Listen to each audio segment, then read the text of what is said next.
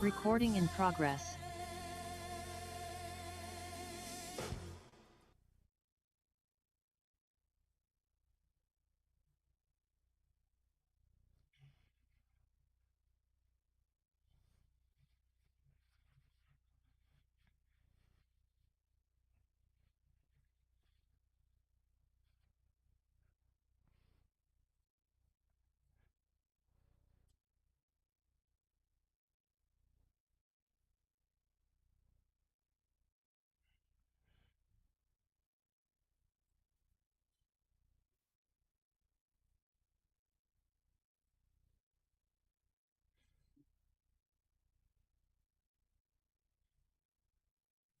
I'm doing just fine, Reverend Blair. Once again, I am glad to be in the month amongst the land of the living, 6 feet above and not 6 feet below. And as the old folks used to say in testimony service, and still have my right, not the left, right mind. Glad to be here.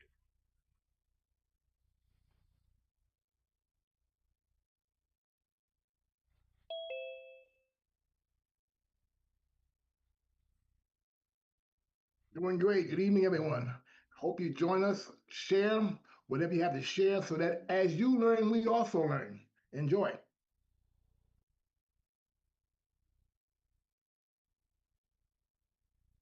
Hey, doing well, doing well.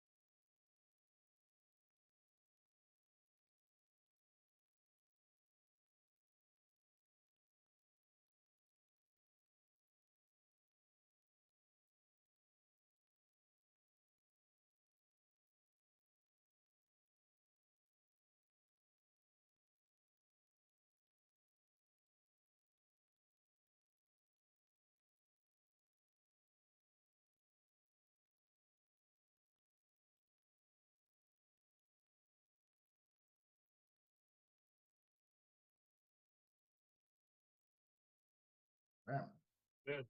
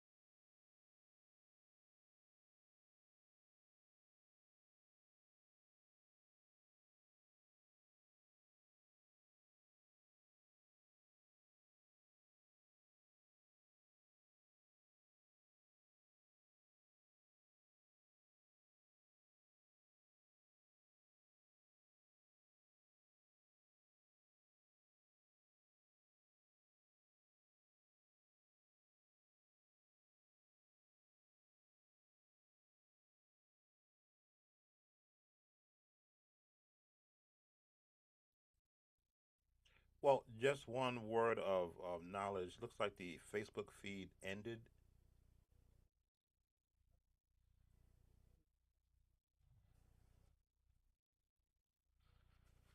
after about 13 seconds. But my my conversation to this point, when you're dealing with a person who lacks understanding and knowledge at the same time, they'll parrot, and what a parrot does is it mimics what it keeps hearing somebody else says until that's the only thing that they can actually get out of their mouth.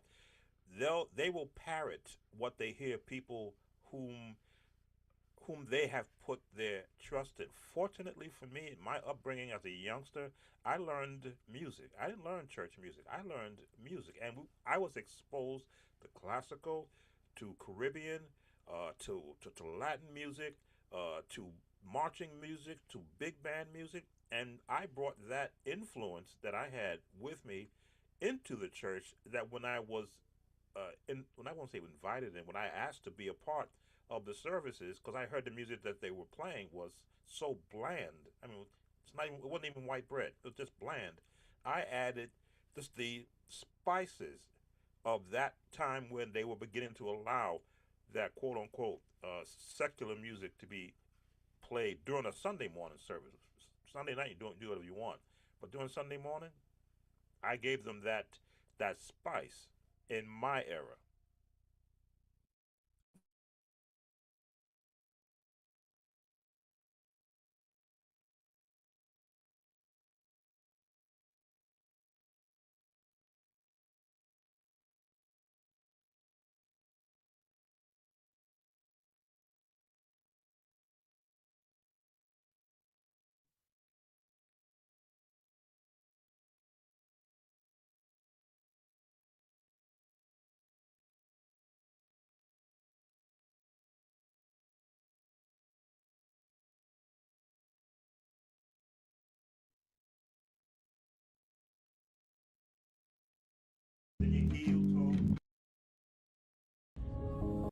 I Hey, came from the era our eye. where even James Clear music had to be allowed. It had to you had to run it past the powers that be before the choir could sing it. I know of choirs singing songs that were not hymns, but they were of that era of the James Cleveland, uh, uh, um, Clay Evans, all that kind of stuff. If it wasn't ran past the powers that be, they would stop the song in the middle of service. Okay, so you know which era I came from. All because of the fact that if it didn't sound like Father, I stretch my hand to thee. No the help I know if thou was doing. If it didn't sound like that, or as they would call my mama's hymns, they did not consider it to be sacred music. Now that was out of the arrogance and the ignorance of that era, because of the fact that most of them that complain about the music that was of that era were people who could not play, who did not know music, who would never learn music, and they were closed and sheltered in their mind from ear to ear. So and again, and because they were the strict gatekeepers at that time, it made it difficult for musicians like myself at that time to um, learn or to add the flavor. Again, like I said, you had to play hymns like they were hidden, like almost like they were written, and almost chord for chord. And again, like I said, there was no rocking. You didn't move in the choir stand. You stood there with your hymn book in your hand and you sang. This was the era again of that I grew up in. But like I said, as I grew, I was always a rebel, and that's why a lot of them didn't like me because when I started playing, I refused to just not get to play it exactly. Give me how it's supposed to go according to the hymn book, and then I'm gonna put my own flavor to it. And uh, the preachers couldn't stop me because I would tell them because again I was the type of person I cut the organ off and go home. But when you're the only guy that can play for behind the preacher, they gave you a little leeway because they had no choice. because the people who I worked with at the time were note readers. They played the hymns, they played the anthems, they played them according to what was written. And again, and I enjoyed them. I liked the way they played them because again, it was something adding to me. But now they were slick. When it came time for the preacher to get up, those musicians would get off the instruments and look at me because they knew when they want to sing that song, just a little walk with Jesus, and they want you to add beat, and then the preachers didn't have no problem then with the beat. They had no problem with whether you rock that you rock. Okay, or by and by, they had no trouble with that. That's a hymn too. But again, they were selective in their arrogance and selective in their ignorance when it came to gospel music. It was all about control. I'll be quickly honest. Bottom line it was all about control.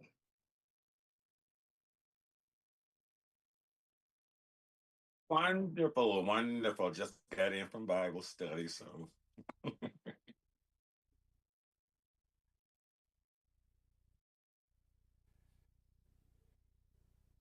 It's one of the realest videos I've ever seen.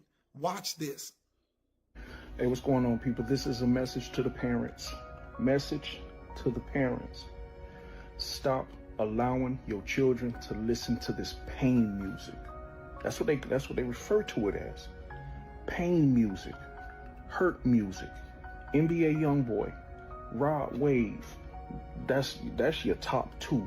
But if you listen to the music nowadays, it's so down. It's life is bad. I don't want to be here no more. This person bad, that person bad.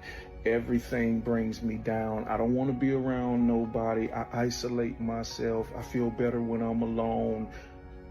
For the record, this music is tainting your child's mind. This music, and when I say child, I'm talking about teenagers. I'm even talking about some 20-year-olds, young adults too. This music is planting seed. The enemy is using this music to plant seeds in the mind of the youth.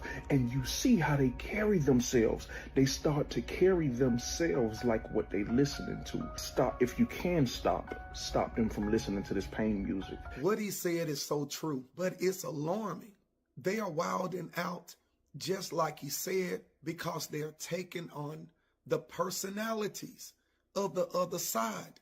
And like he said, these children need their parents to step up to the plate, train them up in the way that they should go. The older people would say it's more to a man than having a baby, and a woman as well. It comes with responsibility. If a corrupt seed is planted in their hearts, they are going to bring forth corrupt fruit.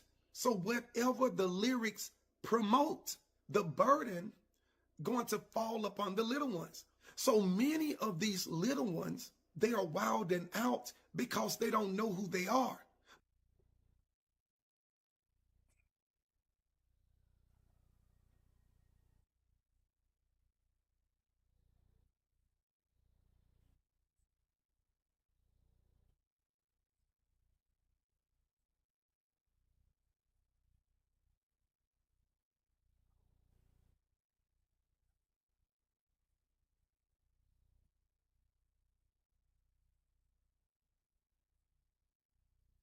me neither.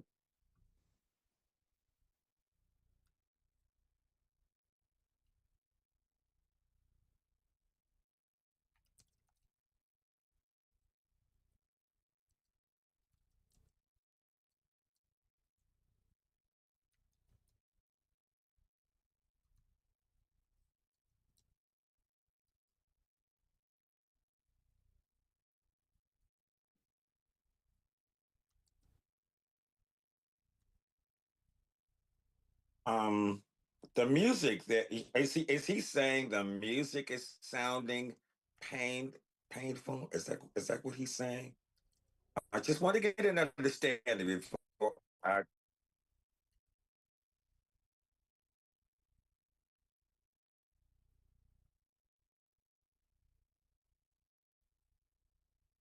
now. Yeah, and I can understand the lyrics. as far as that's concerned. But as far as the music is concerned, I don't see, you know, because we uh, are listening to several concepts of the way the music would actually go. Now, I would need an example. I did listen to the music back there, but I didn't listen to no lyrics. So, but then again, I can understand that the lyrics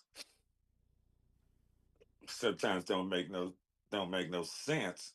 Um, like for instance, I stand to be corrected, but when that first song first came out, "Take Me to the King," and it got to the lyrics where it says, "I'm all churched out." Really? How can a person get churched out? I don't think so. It sounds like from Kurt Franklin that he's experiencing something that that that he's only experiencing from. But me, I could never get churched out. To me, So that's my take.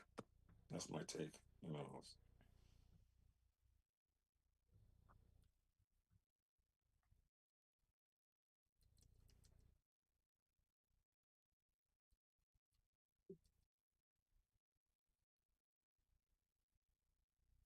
Okay.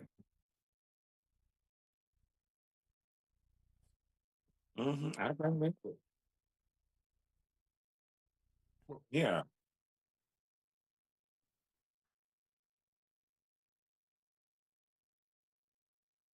I think that's it's a again it's just something again we're dealing with a I'll be honest with you we're dealing with a very soft minded generation a little Yeah. too touchy for me. You can't, again, I'm from the baby boomers. Again, you fall down and get a bump, walk it off, cover it up, walk it off, wash it off, get up and keep playing. This new crew, they bump against the wall. Oh my God, look at me, it's a bruise. I don't know, it's a bruise. How do you what? Forget it and keep moving. Yeah, but no, yeah, but nothing. Again, I train my kids that way. I say you fall down, get up. So it's Yeah. easy. So what? Keep moving. Can you walk? Can you talk? Keep moving. That's how I was raised. Because it made you not focus on the little things. It made you learn how to major on the major things and leave the minor things alone. Like I said, this crew, every little thing is they're too temperamental about nothing. hmm Too temperamental. hmm Again, there are songs, even in the hymn book, I have to look at again and say, that line don't seem to fit with that. And there are gospel songs. There was the "We Fall Down but We Get Up." It's still a big controversy.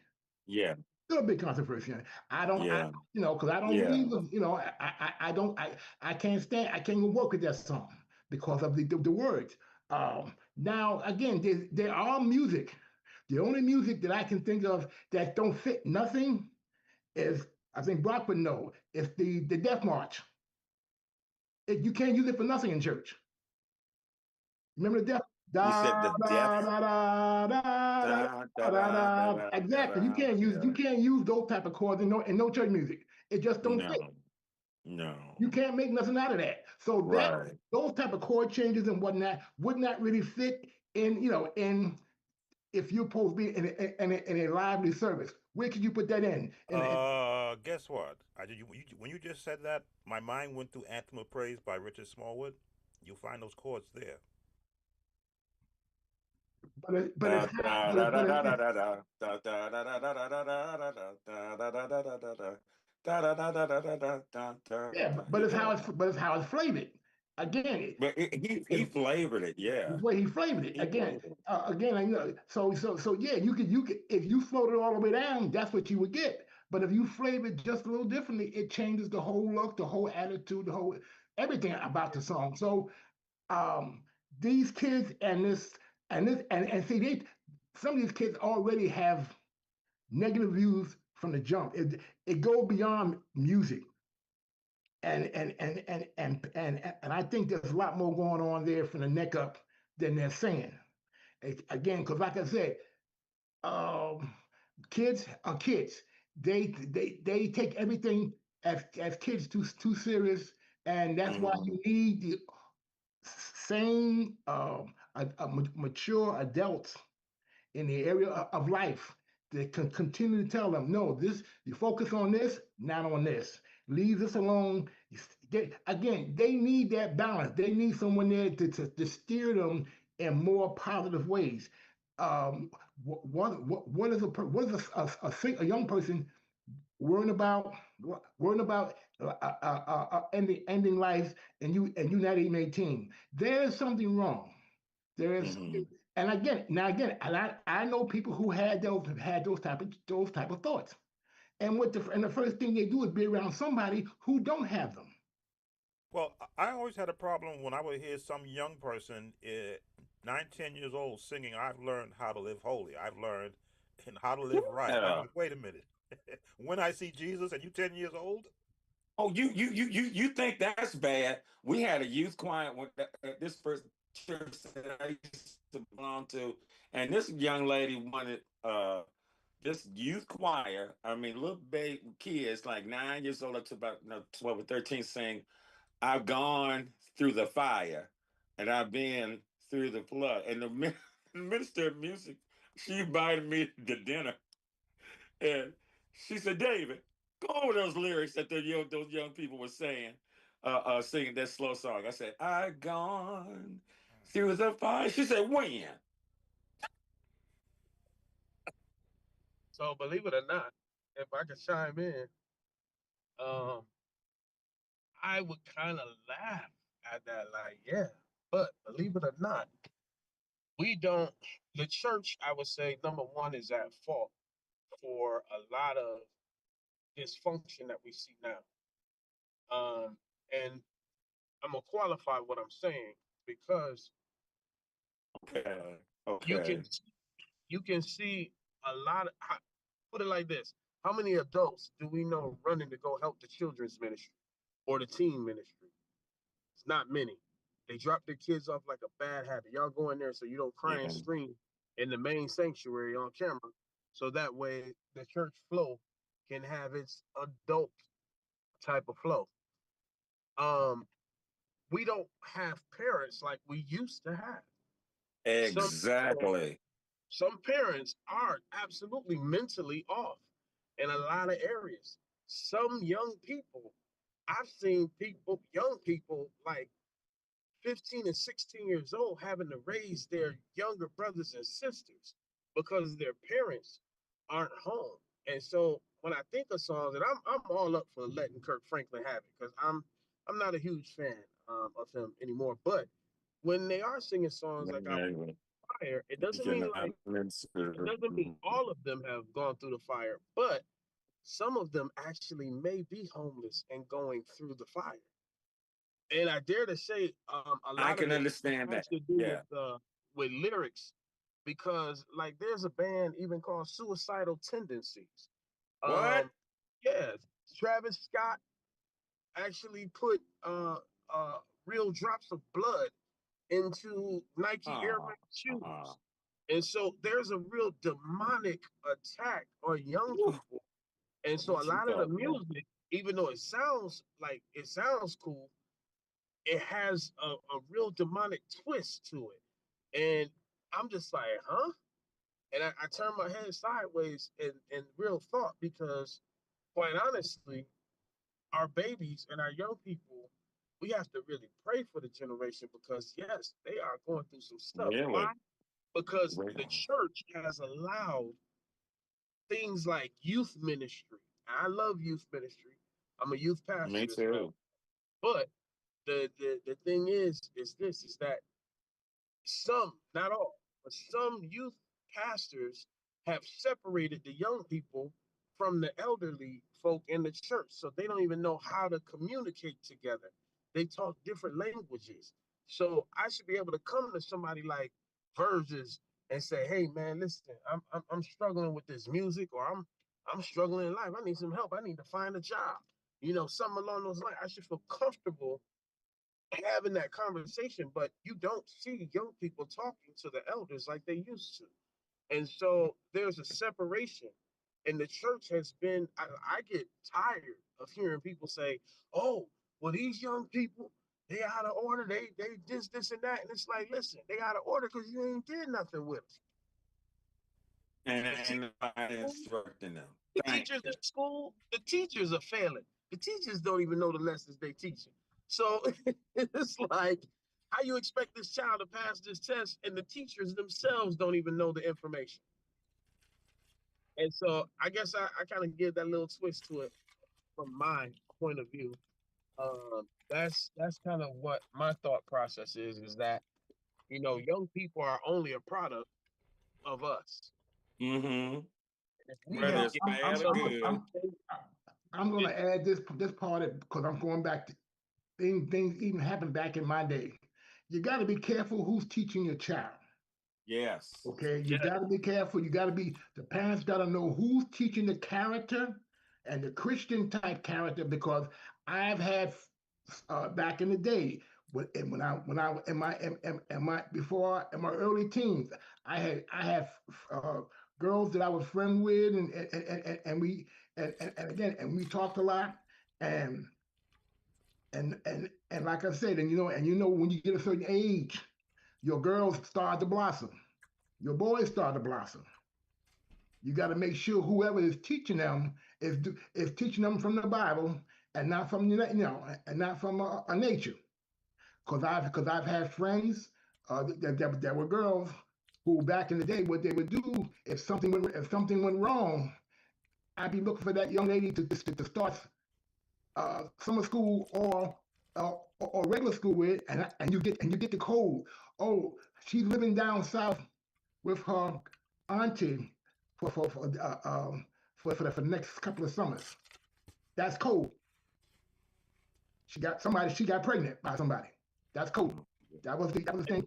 Okay, that was cold. When you heard when your friends went and now all of a sudden went down south, that person got pregnant. So you have to be real careful of the adults who's Yes. not who has your child's spiritual health as well as a natural in mind, so they don't be causing corruption. I've heard pastors, leaders, because see, I was taught back in the day with the mothers who used to wear white from head to toe.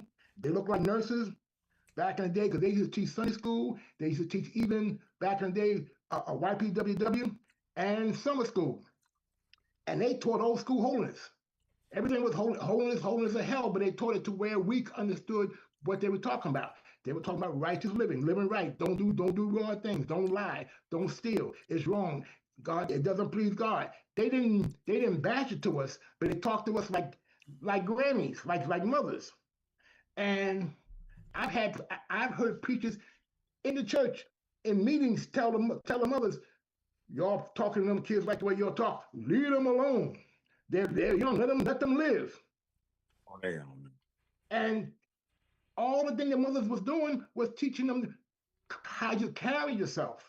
There used to be things called cotillions that when you come of age, where the boys and the girls learn how to dress up and sit down at a table with real napkins, real There'd silverware. be a time Yeah, cotillions. yeah. Again, all this stuff was part of the church culture back in my day. And because they wanted you when you was going from 12 years old to 13, 14, how to conduct yourself as a young person. It wasn't all about Jesus, Jesus, Jesus, Jesus, Jesus. It was all about learning how to live in this life along with people. Exactly. That's what These these young things, people need to know. again, so and again, these things were conducted by what they call old school chaperones who can be trusted. Mm-hmm. Who can be trusted.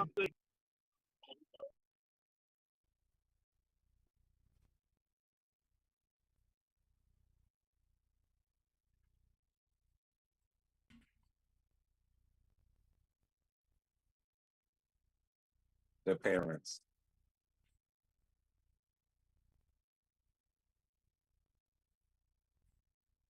to make ends meet.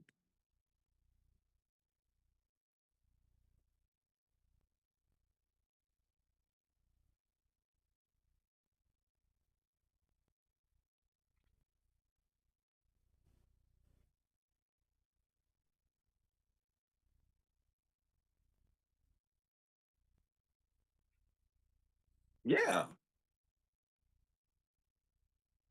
Well, I will say but I this can is understand what you're saying oh, about that. Yes, the church has this part. You are right. It does start like that old saying goes, charity begins at home and then spreads abroad. As far as that's concerned, yes, on that side of the coin, it does sound a start at home. Like when the kids, when we were going to school, like for instance, Daddy told and Mama did. She said, "You do whatever their teacher tells you do. You do it." Do I You pick know, up? in the school, okay, and the church has this part, you know, as far as that's so that's my take. I didn't want to go any well, further. I guess I'm gonna kind of drop the bomb right here. And this is gonna hurt, but I just feel the Lord saying that I should go ahead and say it. So I'm gonna go ahead and say it. Because I was gonna hold back. I wasn't gonna say it, but we need to stop prostituting our children True. in the church. There's a lot. Every single mother needs to hear this. Hmm. Stop letting every man, including the pastor, mentor your son. Stop letting every woman mentor your daughter. Begin to have some free gifts from the Lord, like discernment, and see who is pouring into your child, because everybody that wears a cloth is not godly. I have seen pastors marry 18-year-old girls who just got out of high school, married them right on their birthday before they even graduated from high school, and they were sold by their parent to get rid of the daughter. I've seen parents want their children to go through the same heartache and hardships that they have gone through just because. Lord Jesus. That's not biblical. The biblical structure is that the anointing pours down, and as it pours down, it gets greater. And I'm telling you, we should be setting our children up so that they can do better than us and go further than us. Not allowing them. I've heard mothers even say that they wanted grandkids when their daughter was 18, or when their son was 16 or 17. They wanted grandkids. And these are people in the church. I'm not talking about people that are outside the church. I'm talking about people right in the church. So we have to first judge ourselves according to the word of God before we point any fingers at anybody else. And I get it, we talking about music, and I don't get me wrong, I love the conversation about music, but I just had to say that because it's close to my heart. Is that we Yeah. have to stop selling our children off for whatever motive that we have that is ungodly. And that unfortunately is happening in the church more than is happening in the world. Well, that's part of this definition of pain music that I got from ChatGPT. Music rooted in real life struggle, emotional wounds, or internal battles, delivered in a way that feels honest, not polished. Struggle music, which is the church background of music.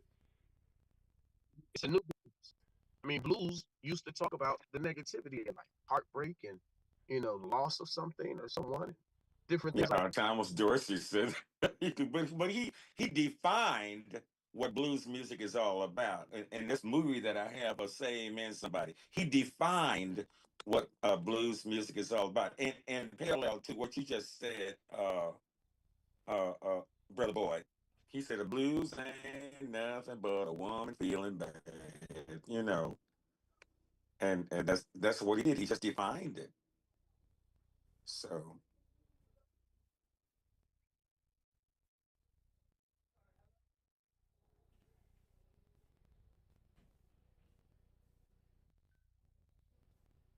where you're at church every week, but you don't actually attend. You don't sit, you stand. You don't receive, you produce. You don't connect, you execute. Guys, that's not church. That's employment. And slowly, your role at the church will start to replace your relationship with the church. You can spend every weekend in the room and still not be a part of it. I've made that mistake, and that is why you need rhythms that purposely pull you out of your role. Weeks where you don't lead, weeks where you don't have any responsibility, weeks where you can actually sit with your family and just be a church member. Because if you lose sight of that, you'll gradually start trying to lead people somewhere that you are no longer going. You are not just on staff. You are part of the body. And if you lose your place in the body, your role doesn't matter. Some of you don't have church.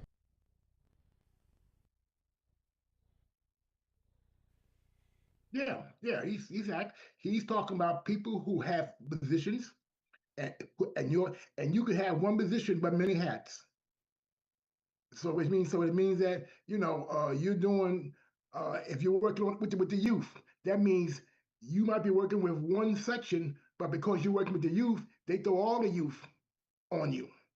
Every Sunday, they want the youth to do something. Every Sunday they want you to think of another idea to keep the youth, what they call active, keep them interested.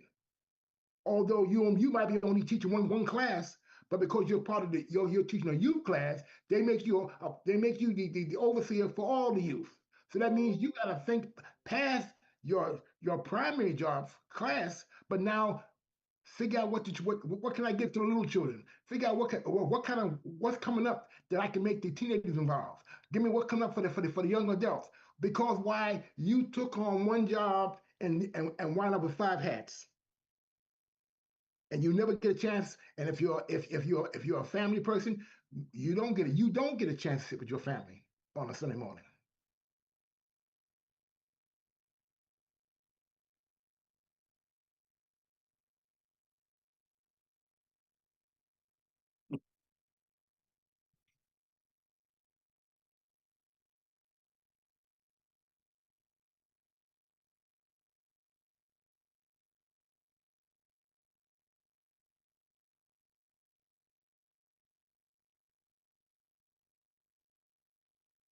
Mm.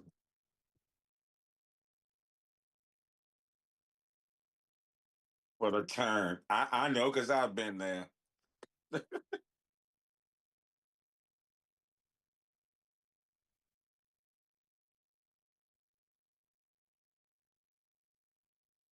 Um, you- Oh no, listen, I'm just talking about the teacher. But when it comes to a musician, you're always on call. You are all, church open, church closed. You're always on call because you're always learning a different song for a different choir, for a different time, for a different season. So you don't. So you as a musician, you have to go with the flow of the church, the flow of the season, the flow of the atmosphere. Again, yeah. everything is put on you, and if it goes well, the pastor praises himself. If it goes wrong, something wrong with the musician. He wasn't feeling the music today. Again, classic, classic.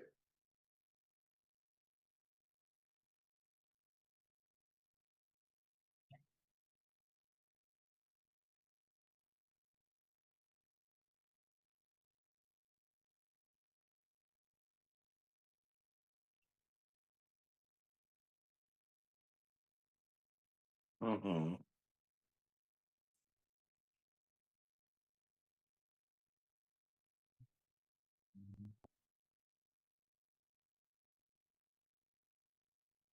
Yeah.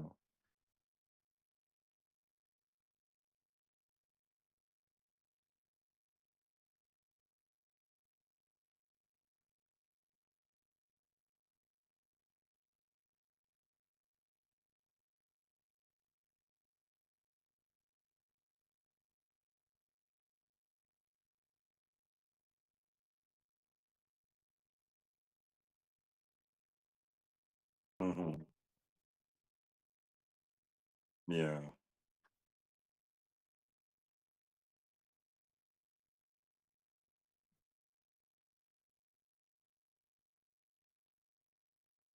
Listen,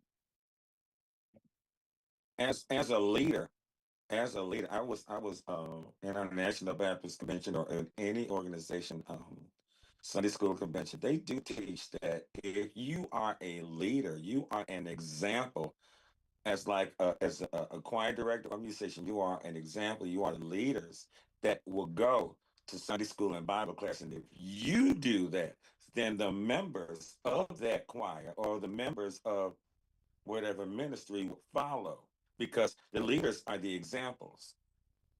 be in that case, and that's what what I learned years back, that if you don't go, if you don't go to Sunday school, you don't go to Bible class, then all the rest of the members, you know, they're like, what's the use? And be in that case. And I'm glad that I've always been in that place when I was like, oh, 16, 17 or 18 years old, Sunday school. But see, I was brought up as a baby in the church to go to Sunday school. I remember